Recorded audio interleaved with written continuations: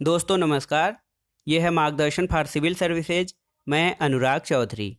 दोस्तों आज की वीडियो में आप पढ़ेंगे लोक प्रशासन का अर्थ, परिभाषा, क्षेत्र और महत्व चैप्टर के अंतर्गत महत्वपूर्ण टॉपिक लोक प्रशासन का क्षेत्र यानी स्कोप ऑफ पब्लिक एडमिनिस्ट्रेशन।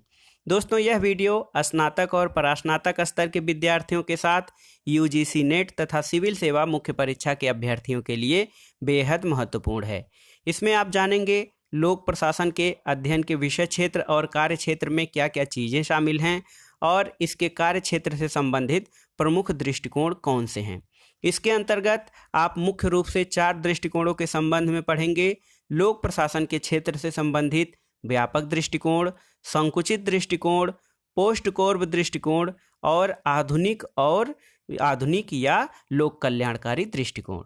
दोस्तों लोक प्रशासन के क्षेत्र के अंतर्गत एक महत्वपूर्ण दृष्टिकोण है पोस्ट कोर्ब की अवधारणा। इसके संबंध में भी आप पढ़ेंगे कि पोस्ट कोर्ब अवधारणा क्या है, इसके प्रतिपादक कौन हैं तथा इसका लोक प्रशासन के अध्ययन क्षेत्र में क्या महत्व है। दोस्तों आप इसका PDF भी डाउनलोड कर सकते हैं, लिंक मैं डिस्क्रिप्शन बॉक्स में डाल दूंगा। तो आइए शुरू करते हैं आज का वीडियो, लोक प्रशासन का क्षेत्र। दोस्तों लोक प्रशासन का क्षेत्र बहुत ही व्यापक और गतिशील है, यानी लोक प्रशासन एक विस्तृत अवधारणा और व्यापक क्षेत्र वाला विषय है, जिस कारण इसके क्षेत्र का निर्धारण करना कठिन हो जाता है। लोक प्रशासन के अध्ययन क्षेत्र के संबंध में विचारकों में पर्याप्त मतभेद भी है, लेकिन ऐसे व्यवस्थित रूप में देखा जाए तो लोक प्रशासन के क्षेत्र के संबंध में 4 दृष्टिकोण मुख्य रूप से प्रचलित हैं। इसमें पहला दृष्टिकोण है व्यापक दृष्टिकोण, दूसरा है संकुचित दृष्टिकोण, तीसरा पोस्ट कोर्ब दृष्टिकोण और चौथा है आधुनिक या लोक कल्याणकारी दृष्टिकोण। तो सबसे पहले आइए देखते हैं व्यापक दृष्टिकोण क्या है लोक प्रशासन के क्षेत्र से संबंधित। तो दोस्तों लोक प्रशासन के व्यापक दृष्टिकोण के अंतर्गत सरकार के तीनों अंगों यानी विधायिका, कार्यपालिका और न्यायपालिका के कार्य क्षेत्र को शामिल किया जाता है। लोक प्रशासन का जो व्यापक दृष्टिकोण है इसके अंतर्गत सरकार के तीनों अंगों विधायिका, कार्यपालिका और न्यायपालिका के कार्य क्षेत्र को शामिल किया जाता है, जिसके द्वारा शासन के उद्देश्यों की पूर्ति की जाती है। कई विद्वान जैसे LD व्हाइट, मार्क्स, बिलोबी, निग्रो और साइमन आदि लोक प्रशासन के क्षेत्र में इसी दृष्टिकोण के समर्थक हैं। लोक प्रशासन के विषय क्षेत्र के संबंध में दोस्तों निग्रो की परिभाषा अधिक व्यापक है। निग्रो ने लोक प्रशासन को इस रूप में परिभाषित किया है कि लोक प्रशासन लोक समाज में सहयोगी और सामूहिक प्रयास है। इसके अलावा इसमें शासन के तीनों अंगों के कार्य और उनके संबंध शामिल हैं और लोक प्रशासन में लोक नीति की भूमिका होती है, जिसके कारण यह राजनीतिक प्रक्रिया का भाग बन जाता है। और चौथा है कि लोक प्रशासन में समाज की सेवा मुख्य रूप से निजी समूहों और व्यक्तियों से जुड़ा हुआ है। तो लोक प्रशासन के जो व्यापक अवधारणा के समर्थक हैं, जो विचारक, उनका मानना है कि लोक प्रशासन एक व्यापक विषय है, इसका क्षेत्र अत्यंत व्यापक है और इसके क्षेत्र में सरकार के तीनों अंगों यानी विधायिका, कार्यपालिका और न्यायपालिका के कार्य क्षेत्र शामिल होते हैं। नीति निर्धारण, पॉलिसी मेकिंग में भी लोक प्रशासन का महत्वपूर्ण ये जो क्षेत्र है वो विस्तृत हो चुका है। व्यवहारिक रूप से देखा जाए दोस्तों तो लोक प्रशासन के व्यापक क्षेत्र को नहीं अपनाया जा सकता है। ऐसा इसलिए क्योंकि इसके कारण लोक प्रशासन का क्षेत्र अत्यंत ही अस्पष्ट हो जाता है और इसकी कोई स्पष्ट पहचान नहीं रह जाती है। इसलिए लोक प्रशासन के व्यापक दृष्टिकोण को व्यवहारिक रूप से अध्ययन में नहीं शामिल किया जाता है। दूसरा है दोस्तों लोक प्रशासन के क्षेत्र से संबंधित संकुचित दृष्टिकोण।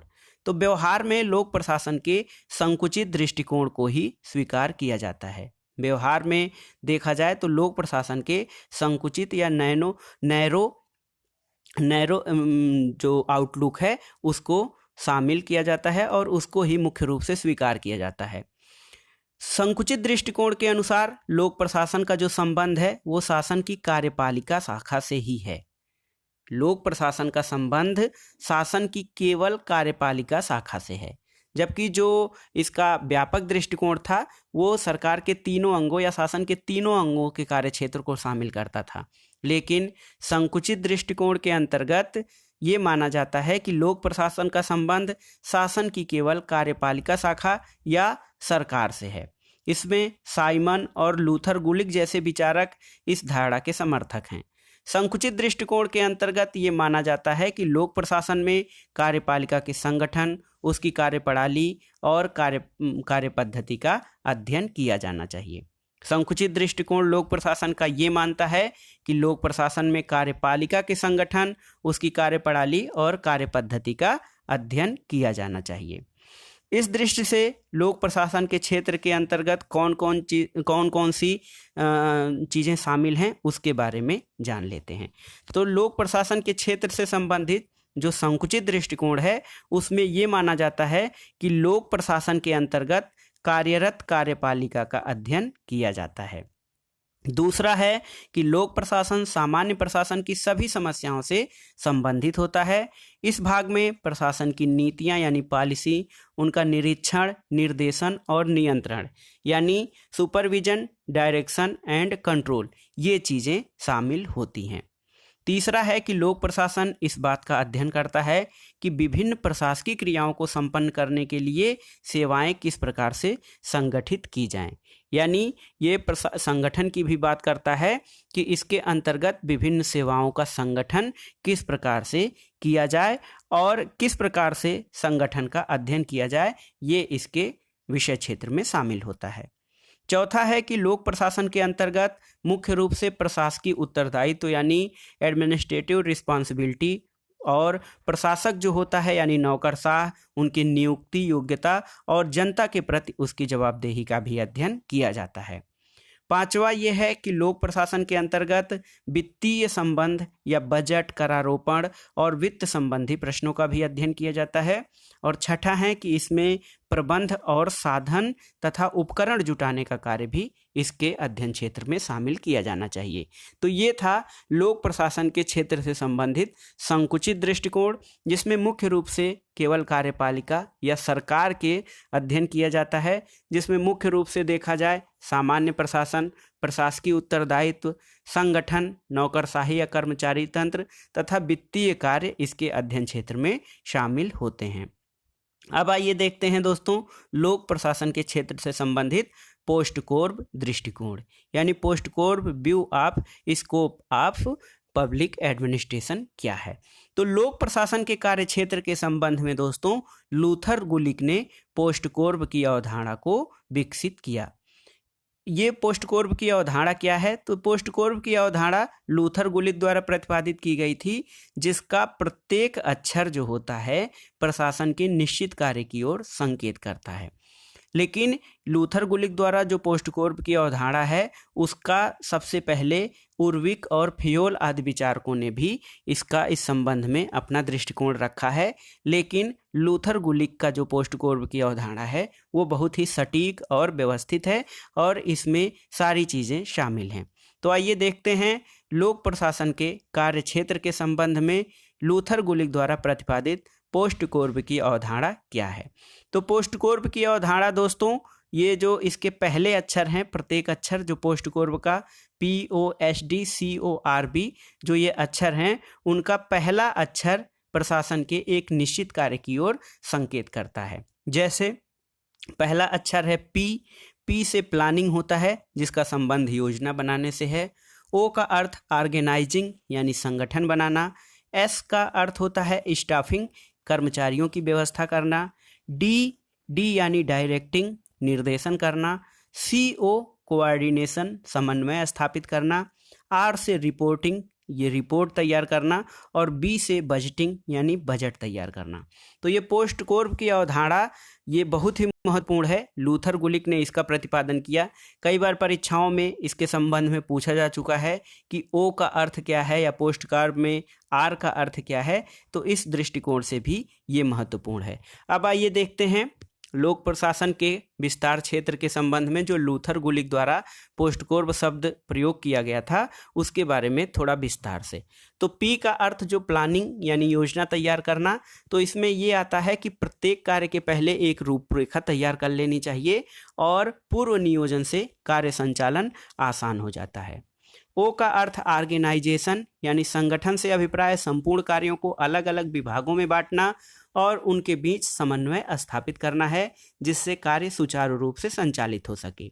एस यानी स्टाफिंग, तो ये कर्मचारियों की व्यवस्था करना प्रशासन का संपूर्ण कर्मचारियों के माध्यम से होता है। कोई भी प्रशासन का कार्य वो कर्मचारियों के माध्यम से ही होता है, इसलिए आवश्यकता के अनुसार योग्य कर्मचारियों को रखना, उनके सेवा शर्तों को निश्चित करना उसके कार्य क्षेत्र में शामिल होता है।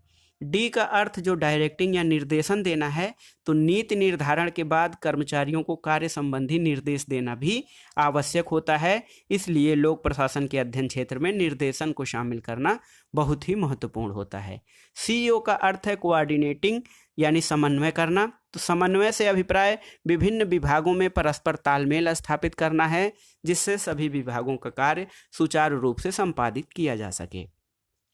आर यानी रिपोर्टिंग या रिपोर्ट देना या प्रतिवेदन देना, तो कर्मचारियों के कार्यों का निरीक्षण और मूल्यांकन करने के लिए जरूरी होता है कि कार्यों की रिपोर्ट तैयार की जाए और संबंधित अधिकारियों को इसकी सूचना भेजी जाए। सातवां है बजटिंग यानी बजट तैयार करना, तो प्रशासनिक कार्यों के संचालन के लिए वित्त की आवश्यकता होती ही होती है और इस वित्त व्यवस्था के लिए बजट तैयार करने और उसकी स्वीकृति लेने की आवश्यकता होती है। तो ये पोस्टकोर्ब की अवधारणा के संबंध में लोक प्रशासन के कार्य क्षेत्र से संबंधित था, जिसमें हमने सब पोस्टकोर्ब के जो 7 अक्षर हैं उनके संबंध में विस्तार से पढ़ लिया। दोस्तों, ये पोस्टकोर्ब की जो क्रियाएं हैं ये सभी संगठनों में की जाती हैं। सभी संगठनों का मतलब चाहे छोटा संगठन हो, बड़ा संगठन हो, सरकारी संगठन हो या निजी संगठन हो, ये जो क्रियाएं हैं ये सभी संगठनों में की जानी आवश्यक हैं और प्रशासन का कोई भी क्षेत्र हो ये समस्याएं सभी में होती हैं। इसलिए लोक प्रशासन के कार्य क्षेत्र में गुलिक का यह सिद्धांत बहुत ही महत्वपूर्ण है। पोस्टकोर्ब की कई आलोचनाएं भी की जाती हैं। दोस्तों, आलोचना के प्रमुख बिंदु कौन से हैं? यद्यपि इसका क्षेत्र जो है बहुत ही विस्तृत है, लेकिन कई दृष्टिकोणों से ये सीमित भी है, क्योंकि इसमें प्रशासन के कुछ महत्वपूर्ण कार्य जैसे नीति निर्माण, मूल्यांकन और लोक संपर्क जैसे कार्य शामिल नहीं हैं। इसके अलावा एक विचारक है मेरियम कहते हैं कि इसमें पाठ्य विषय का ज्ञान शामिल नहीं है, जो कि किसी भी विषय के अध्ययन के लिए बहुत ही आवश्यक होता है। बहुत ही आवश्यक या महत्वपूर्ण है किसी भी विषय का पाठ्य विषय का ज्ञान। इसके अलावा प्रशासन में जनता की सुरक्षा, शांति व्यवस्था, शिक्षा, स्वास्थ्य के कार्य भी प्रशासन के कार्य क्षेत्र में आते हैं और इस धारणा में मानव संबंध और संवेदना की उपेक्षा भी की गई है, जो कि किसी भी दृष्टि से उचित नहीं है, क्योंकि प्रशासन का संबंध मानव और उसके कल्याण से भी होता है। तो ये पोस्टकोर्ब की अवधारणा के कुछ आलोचनाएं थी। यद्यपि पोस्टकोर्ब का जो संबंध है वो बहुत ही व्यापक है। पोस्टकोर्ब के सभी जो अक्षर हैं उनसे जो अर्थ निकलते हैं वो किसी भी प्रशासन या लोक प्रशासन के कार्य क्षेत्र को विस्तार देने में सहायक हैं, लेकिन इसमें कुछ ऐसी चीज़ें हैं जैसे लोक प्रशासन से अपेक्षा, पाठ्य विषय का ज्ञान या मानवीय संबंध आदि का निर्धारण इसमें शामिल नहीं किया गया है। अब आइए देखते हैं चौथा और आखिरी दृष्टिकोण, आधुनिक या लोक कल्याणकारी दृष्टिकोण। तो लोक प्रशासन के क्षेत्र से संबंधित चौथा दृष्टिकोण है आधुनिक या लोक कल्याणकारी दृष्टिकोण। तो लोक प्रशासन के इस क्षेत्र को आधुनिक, आदर्शवादी या लोक कल्याणकारी दृष्टिकोण भी कहा जाता है। इस धारा या दृष्टिकोण के समर्थकों का मानना है कि वर्तमान समय में राज्य का स्वरूप जो है कल्याणकारी हो गया है। राज्य के कार्य और दायित्व तो बहुत अधिक बढ़ गए हैं, इसलिए लोक प्रशासन का कार्य क्षेत्र भी उसी के अनुसार जनता के हित और कल्याण का होना चाहिए। जिस प्रकार से राज्य का स्वरूप बदल रहा है उसी प्रकार से लोक प्रशासन का भी स्वरूप बदलता है। प्रशासन का मूल कर्तव्य क्या होता है? तो ये प्रशासन का मूल कर्तव्य जनता की सेवा करना होता है और यह दृष्टिकोण इसी विचार पर आधारित है।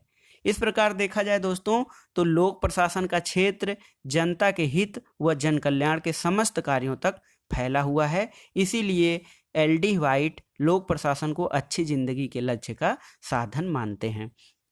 तो लोक प्रशासन के क्षेत्र से संबंधित जो आधुनिक या लोक कल्याणकारी दृष्टिकोण है वो ये मानता है कि वर्तमान युग जो है लोक कल्याणकारी युग है।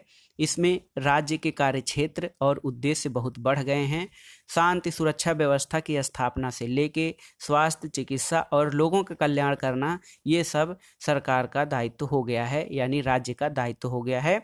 और लोक प्रशासन का कार्य क्षेत्र भी इसी के अनुसार बढ़ गया है। वर्तमान में लोक कल्याणकारी राज्यों के बढ़ते कार्य क्षेत्र के साथ ही लोक प्रशासन का क्षेत्र भी अत्यंत व्यापक हो गया है। इस कारण लोक प्रशासन के अंतर्गत केंद्र, राज्य और स्थानीय सभी स्तरों के सरकारों का अध्ययन किया जा रहा है।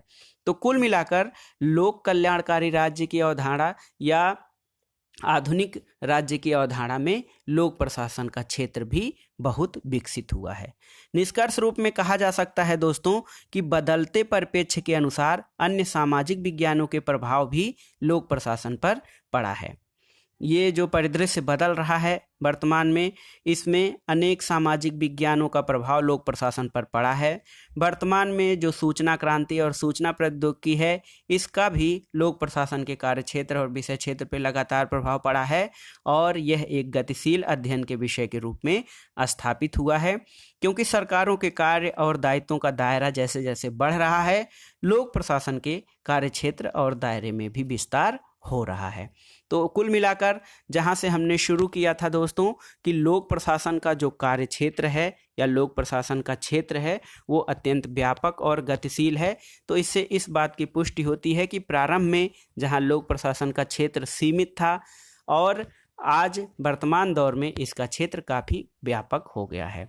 तो ये था दोस्तों आज का वीडियो। इसमें आपने देखा लोक प्रशासन का क्षेत्र यानी scope of public administration. Video आपको कैसा लगा हमें कमेंट बॉक्स में ज़रूर बताइएगा। वीडियो को लाइक करें, शेयर करें और इस चैनल मार्गदर्शन फॉर सिविल सर्विसेज को सब्सक्राइब करें।